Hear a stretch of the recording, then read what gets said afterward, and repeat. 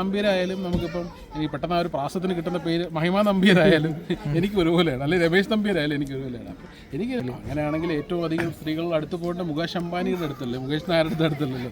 അങ്ങനെയൊന്നുമില്ല, അതൊരു നല്ല നല്ല ബോട്ടിലാണ്. ഒരു ബോട്ടിലിന് 18 ലക്ഷം അത്രയും വിലയുണ്ട്. അത് കാരണം അത് ലിമിറ്റഡ് എഡിഷൻ ബോട്ടിലാണ്. മുകേഷ് നായട്ടനെ കാണുമ്പോൾ എപ്പോഴും എല്ലാവരും നോക്കുന്ന ഈ കോസ്റ്റ്യൂമാണ് ഡിസൈൻ ചെയ്തിട്ടുള്ളത്. എന്താണ്, സ്വന്തമായിട്ടുള്ളതാണോ? വാച്ചാണെങ്കിൽ അതും കൂടുതലായിട്ട് ഭയങ്കര വിലപിടിപ്പുള്ള വാച്ച്, സ്വർണം, ഇതാണ്. എത്ര രൂപ ഉണ്ട് മൊത്തത്തിൽ ഇത് ദേഹത്ത്? ഡ്രസ്സ് നമ്മൾ സ്വന്തമായിട്ട് ഇതൊരു പേജിൽ നിന്ന് അവർ അയച്ചിരുന്നു, സൂചി നൂലെന്ന് പറഞ്ഞിട്ട്. അപ്പോൾ അവരുടെ തന്നെ ഒരു സാധനമാണ്. കൊളാബ് ആണോ എന്ന് വെച്ച് കഴിഞ്ഞാൽ നമുക്ക് ഇഷ്ടപ്പെട്ടതുകൊണ്ട് നമ്മൾ അവരെ നമുക്ക് അയച്ചിരുന്നു എന്നുള്ളതാണ്. ഒരു കൊളാബറേഷൻ ഒന്നുമില്ല, എന്നാൽ പക്ഷേ നല്ല യുണീക്കായിട്ടുള്ളൊരു സാധനമാണ്, ഗംഭീരമാണ്. അപ്പോൾ ഡ്രസ്സ് എപ്പോഴും നമ്മളൊരു സാധാരണ അങ്ങനെയല്ല. പിന്നെ ബ്രാൻഡ് നമ്മൾ എന്താ പറയുക, ഇവിടെ നമ്മുടെ തിരുവനന്തപുരത്ത് അല്ലെങ്കിൽ കേരളത്തിൽ നടക്കുമ്പോൾ നമ്മൾ സാധാരണ ഒരു ഷർട്ട് മുണ്ട് തൊട്ട് നടക്കാനാണ് എനിക്കിഷ്ടം. വാച്ചിനൊക്കെ എത്ര റേറ്റ് ഉണ്ട്? വാച്ചിനല്ലല്ലോ, നമ്മൾ അതിനകത്തുള്ള സമയത്തിനല്ലേ വില. ഇത് ഒരു ഗസ്സിന്റെ ഒരു മോഡലാണ്, ഒറിജിനൽ ബ്രാൻഡാണ്. ഒറിജിനൽ ബ്രാൻഡാണ്. ഏകദേശം എത്ര രൂപ വരും? കുറേ നാളെ ഞാൻ ഇവിടെ നിന്നല്ല മേടിച്ചത്, ദുബായിൽ നിന്നാണ് മേടിച്ചത്. അവിടുത്തെ ഇപ്പം അത് മാറിയൊക്കെ കാണാം റേറ്റ്. ഞാൻ വാങ്ങിച്ചിട്ട് തന്നെ ഏകദേശം 5 വർഷമായി. അപ്പോൾ ആ റേറ്റ് ഇപ്പം പറഞ്ഞിട്ട് പ്രസക്തമല്ല, അതുകൊണ്ട് പറയാത്തതാണ്. ഓക്കെ. ഇപ്പോൾ ഞാൻ ചോദിച്ചു വരുന്നത്, ഇപ്പോൾ മുകേഷ് ചേട്ടൻ ഓരോ റീൽ എടുക്കുമ്പോൾ അതിന് വരുന്ന അടിയിൽ വരുന്ന കമൻസ് ചിലപ്പോൾ പല രീതിയിലാവും, ചിലപ്പോൾ നെഗറ്റീവ് ഒക്കെ വരാറുണ്ട്. അത് കാണാറുണ്ടോ? ആ കമൻസ് ആണ് നമുക്ക് സത്യം പറഞ്ഞ ഒരു ഊർജ്ജം തരുന്നത്. കാരണം അറിഞ്ഞോ അറിയാതെയോ ആൾക്കാർ ഇടുന്ന കമൻസ് എപ്പോഴും ഭയങ്കരമായിട്ട് റീച്ച് തരുന്നതാണ്. കാരണം ഒരു കമൻറ്റ് വരുമ്പോൾ അതിൻ്റെ അടിയിൽ അതിനെ ചൊല്ലി വരുന്ന കാര്യങ്ങൾ ഇതൊക്കെ വരുമ്പോൾ സമയം കിട്ടുവാണെങ്കിൽ ഞാൻ അതിനൊക്കെ റെസ്പോണ്ട് ചെയ്യാറുണ്ട്, പോസിറ്റീവ് റെസ്പോൺസും കൊടുക്കാറുണ്ട്. പിന്നെ എൻ്റെ കൂടെ റീൽസൊക്കെ ചെയ്യുന്ന കുട്ടികളെ കുറിച്ചൊക്കെ മോശം കമൻറ്റ് ഇട്ടാൽ ഞാൻ നന്നായിട്ട് റെസ്പോണ്ട് ചെയ്യാറുണ്ട്. അതെനിക്കൊരു വലിയൊരു കൺസേൺ ആണ്. ഞാൻ വീട്ടിൽ വരെ പോയി തൂക്കിയെടുത്ത് പോലീസ് സ്റ്റേഷനിൽ കൊണ്ട് കൊടുത്തിട്ടുണ്ട്, അങ്ങനെയൊക്കെ ചരിത്രം ഉണ്ടായിട്ടുണ്ട്. അപ്പോൾ അതൊക്കെ സംഭവിച്ചിട്ടുണ്ട്. പക്ഷേ നമ്മളെക്കുറിച്ചൊക്കെ എന്തെങ്കിലും പറഞ്ഞാൽ നമ്മളങ്ങനെ വലിയ മൈൻഡ് ചെയ്യാറില്ല. ഈ അധികം റീൽസ് ചെയ്യുന്ന സമയത്ത് കൂടെ പെൺകുട്ടികൾ ഉണ്ടാവുന്ന ഒരുപാട് കമൻറ്റ് വരാറുണ്ട്. ഇത് എപ്പോഴും മുകേഷിൻ്റെ റീലാണെങ്കിൽ ഒരു പെൺകുട്ടി മസ്റ്റ് ആയിരിക്കും, അങ്ങനെ ഉണ്ടോ ശരിക്കും? അല്ല, അത് നമ്മളാരെയും മനഃപൂർവ്വം വിളിച്ചു കൂട്ടുന്നതെന്നല്ലല്ലോ. ഒരുപാട് പേര് നമ്മൾ റീൽ ചെയ്യാൻ ചോദിക്കുമ്പോൾ നമുക്ക് സന്തോഷം, അവർ ചോദിക്കുന്നുണ്ടല്ലേ. നമ്മൾ ഇതുവരെ ഒരുപാട് ചെയ്തിട്ടുണ്ട്. എനിക്കൊരു 100 എബോ മോഡൽസുമായിട്ട് ഞാൻ ചെയ്തിട്ടുണ്ട്. അത് വളരെ സന്തോഷം. ഇനിയും ആൾക്കാർ വന്നാൽ നമ്മൾ ഇനിയും അവരുമായിട്ട് റീൽ ചെയ്യുക, അത്രേ ഉള്ളൂ. അല്ല, അവരെ ശരിക്കും ടാർഗറ്റ് ചെയ്ത ആൾക്കാർ ചിലപ്പോൾ തെറി വിളിക്കാനും കമന്റ് ചെയ്യാനൊക്കെ വരാം. അതൊക്കെ ഞാൻ പ്രതികരിക്കാറുണ്ട്. കാരണം നമ്മളെ കൂടെ വർക്ക് ചെയ്യുമ്പോൾ അവരുടെ ഒരു സേഫ്റ്റി നമ്മളൊരു കൺസേൺ ആണ്. നമ്മളെ വിശ്വസിച്ച് വരുന്നവരാണല്ലോ അവർ. അപ്പോൾ അവരെ നമ്മൾ കെയർ ചെയ്യേണ്ടത് നമ്മുടെ ഒരു ഉത്തരവാദിത്തമാണ്. അപ്പോൾ അവർക്ക് വേണ്ടിയിട്ട് നമ്മൾ റെസ്പോണ്ട് ചെയ്യാറുണ്ട്, റിയാക്ട് ചെയ്തിട്ടുണ്ട്, തല്ലുവരെ കൊടുത്തിട്ടുണ്ട്. ലേറ്റസ്റ്റ് ആയിട്ട് വന്ന ഒരു പെൺകുട്ടി പറയുമ്പോൾ നീള നമ്പ്യാരെ കൂടിയിട്ട് കുറേ അധികമായിട്ട് കമൻസും അധികം ഭയങ്കര നെഗറ്റീവൊക്കെ വന്നിട്ടുണ്ട്. അപ്പോൾ ഇതൊക്കെ എങ്ങനെ എടുക്കണത്? ആ കുട്ടിക്ക് എങ്ങനെ റിയാക്ട് ചെയ്തത്? മുകേഷ് ചേട്ടനെ എങ്ങനെ ബാധിക്കുന്നു? അല്ല, എന്നെ സംബന്ധിച്ചിടത്തോളം നില നമ്പീർ റീൽ ചെയ്യാമെന്ന് ചോദിച്ചാൽ, നില നമ്പീർ എന്നൊരു സ്ത്രീയായിട്ടാണ് ഞാൻ കാണുന്നത്.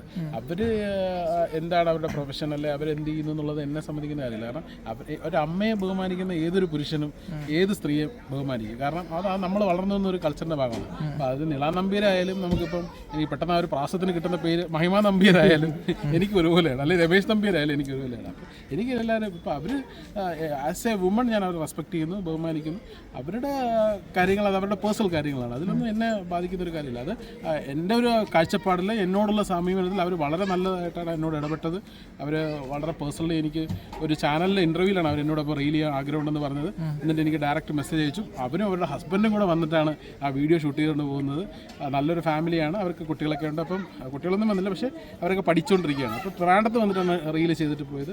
അവരെ എനിക്ക് അവരെ ഏറ്റവും കൂടുതൽ സപ്പോർട്ട് ചെയ്യുന്ന അവരുടെ ഹസ്ബൻഡാണ്, അവരുടെ വലിയൊരു അസറ്റാണ് അദ്ദേഹമായിട്ട്. അപ്പോൾ അതൊരു അവരുടെ പേഴ്സണൽ കാര്യങ്ങളാണ്. അപ്പോൾ നമ്മളെ ബാധിക്കുന്നില്ല. എന്നെ സംബന്ധിച്ചിടത്തോളം നില നമ്പ്യാർ, ഞാൻ സണ്ണി ലിയോണായിട്ട് വീഡിയോ ചെയ്തിട്ടുണ്ട്. അപ്പം ഇതൊന്നും ഒരു വിഷയമുള്ള കാര്യമില്ല. നമ്മൾ ആസ് എ വുമൺ അല്ലെങ്കിൽ ഒരു സ്ത്രീ എന്നുള്ള നിലയ്ക്ക് നമ്മൾ അവരെ ബഹുമാനിക്കുന്നു, റെസ്പെക്ട് ചെയ്യുന്നു. അത് എൻ്റെ ഒരു policy, give respect and take respect. നമ്മളെ ഇങ്ങോട്ട് റെസ്പെക്ട് ചെയ്ത് നമ്മൾ തിരിച്ച് ഇത് ചെയ്യുന്നുള്ളതാണ് നമ്മളൊരു ബേസിക്. അല്ല, ഈ സ്ത്രീകളോട് ഇടപെടുമ്പോൾ കുറച്ചുകൂടി പേടിക്കണം, അല്ലെങ്കിൽ ഇപ്പോൾ ഭയപ്പെടണം എന്നാണ് നമുക്ക് ഇപ്പോഴത്തെ സിനാരിയോ അനുസരിച്ച്. ഒരു ദ്വയാർത്ഥം വരാൻ പാടില്ല, അല്ലെങ്കിൽ അവർക്ക് വിഷമിക്കുന്ന രീതിയിൽ. അതൊക്കെ എത്രത്തോളം കെയർ ചെയ്യുന്നുണ്ട് മനുഷ്യൻ? അല്ല, ഞാൻ പൊതുവേ അവരുടെ ഒരു കംഫർട്ട് സോണിനപ്പുറം ഒന്നും പറയാറില്ല. ഞാൻ പറഞ്ഞില്ലേ, give respect and take respect ഒരു ഇതിൽ വിശ്വസിക്കുന്ന ഒരാളാണ്. ഇപ്പം ഞങ്ങളിപ്പോൾ ഉദ്ദേശിച്ചത് ഇപ്പോൾ മണി റോസിൻ്റെ കാര്യമാണ്. ഞാൻ അവരോട് ഒരുപാട് ഒരു പക്ഷേ ആസ് എൻ ഇൻഫ്ലുവൻസർ ഏറ്റവും കൂടുതൽ അവരോട് ഇനോഗ്രേഷൻ ചെയ്തിട്ടുള്ള ആൾ ഞാനാണ്. അപ്പോൾ എനിക്ക് ഭയങ്കര കംഫർട്ടബിളാണ്, അവർക്കും ഞാൻ കംഫർട്ടബിൾ. കാരണം ഒരുപാടെണ്ണം ഒരുമിച്ച് ചെയ്യാൻ പറ്റിയത് അതുകൊണ്ടാണ്. കാരണം എപ്പോൾ കാണുമ്പോഴും അവർ പറയും, മുകേഷേട്ടാ നമ്മളിപ്പോൾ ഇത്രണ്ണമായി എന്നങ്ങനെ പറയാറുണ്ട്. നമ്മളതിനെ പോസിറ്റീവായിട്ട് എടുത്താൽ അവരുടെ കംഫർട്ട് സോണിൽ നമ്മൾ അത് ഏതായാലും ഇപ്പം നമ്മുടെ അമ്മയോ പെങ്ങളോ ഒരു ഇനോഗ്രേഷന് പോവുകയാണ്, അവരുടെ ഡിസ്കംഫർട്ട് സോണിൽ ആരെങ്കിലും എന്തെങ്കിലും പറഞ്ഞാൽ നമുക്കതൊരു വിഷമം. അപ്പോൾ ഒരാളുടെ വ്യക്തിപരമായ കാര്യമാണ്. ആസ് എ വുമൺ നമ്മൾ അവരെ റെസ്പെക്ട് ചെയ്താൽ ആ തീരാവുന്ന പ്രശ്നമാണ്. നമ്മൾ നമ്മുടെ അമ്മയടുത്തും പെങ്ങളടുത്തും ഭാര്യയടുത്തും പറയാൻ പറ്റുന്ന കാര്യങ്ങൾ ഒരാൾക്ക് അത് രഹസ്യമായിട്ട് ഇവൻ അത്ര ഒരു സ്വാതന്ത്ര്യം ഉണ്ടെങ്കിൽ പറയാം. പക്ഷേ ഒരു പബ്ലിക് പ്ലേസിൽ അങ്ങനെ പറയുമ്പോൾ അവർക്കതൊരു വിഷമമാവും, അവരുടെ വീട്ടുകാർക്കൊരു വിഷമമാവും. അപ്പോൾ അവർക്ക് ഒന്നാമത് ആങ്ങളമാരൊന്നും ഇല്ല. അപ്പോൾ ആ ഒരു അത്തരത്തിലുള്ള അതുകൊണ്ടായിരിക്കും അവർ ഇതൊന്നും ആരുടെയും ചിലപ്പോൾ ഇത് അദ്ദേഹം പറഞ്ഞത് നിഷ്കളങ്കമായ തമാശയായിരിക്കാം, പക്ഷേ അത് മാറി മറിഞ്ഞ് ഇങ്ങനെയൊക്കെ വന്നു എന്നുള്ളതൊക്കെ പറയുമ്പോൾ നമുക്ക് എല്ലാവർക്കും സങ്കടമുള്ള കാര്യമാണ്. രണ്ടുപേരുമായിട്ട് ഞാൻ ഒരുപാട് പരിപാടികളിൽ പങ്കെടുത്തിട്ടുള്ള ആളാണ്. ബോച്ചയായിട്ട് പങ്കെടുത്തിട്ടുണ്ട്, അണിയായിട്ട് പങ്കെടുത്തിട്ടുണ്ട്. അപ്പോൾ രണ്ടുപേരും നമുക്കൊരു പക്ഷേ അതിനിടയിൽ ഇങ്ങനെയുള്ള ഒരു വെർബൽ ജഗ്ലറി, ഒരു ഈഗോ ഒക്കെ വന്നപ്പോൾ സംഭവിച്ചു പോയതായിരിക്കാം.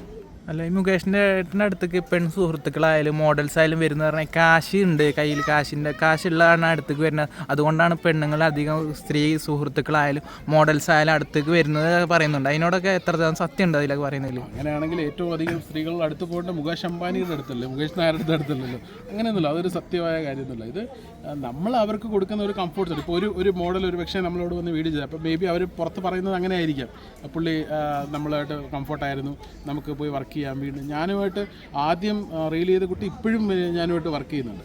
അത് എന്നെ സംബന്ധിച്ചിടത്തോളം ഒരു ഭയങ്കര പേഴ്സണൽ പോസിറ്റീവ് അസറ്റാണ്. കാരണം അവരിപ്പോഴും ആ ഒരു കംഫോർട്ടിൽ നമ്മളോടൊപ്പം വർക്ക് ചെയ്യുന്നു എന്നുള്ള പറയുമ്പോൾ ഭയങ്കര സന്തോഷമാണത്. ഈ 2025 പുതിയ റെസൊല്യൂഷൻ എന്തെങ്കിലും എടുത്തിട്ടുണ്ടോ?